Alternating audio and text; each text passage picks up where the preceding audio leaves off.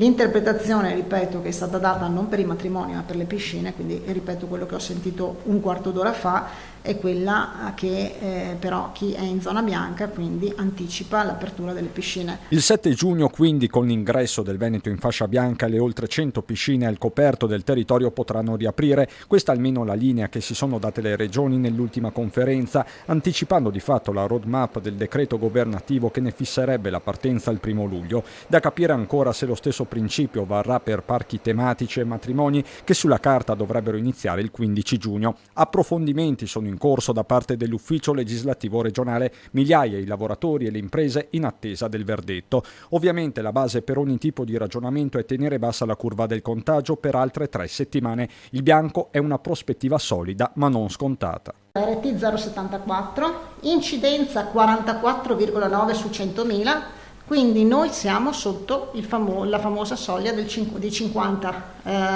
incidenza di 50 casi sui 100.000 abitanti.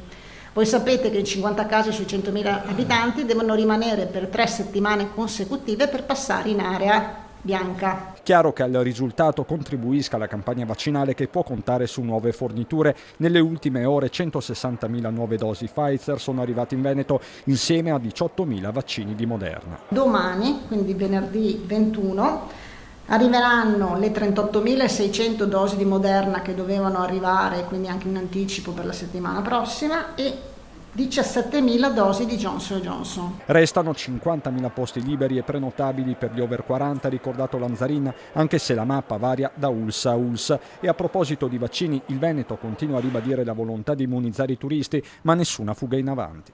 La volontà è quella di trovare un'uniformità su tutto il territorio nazionale proprio per dare un servizio che sia uguale dappertutto.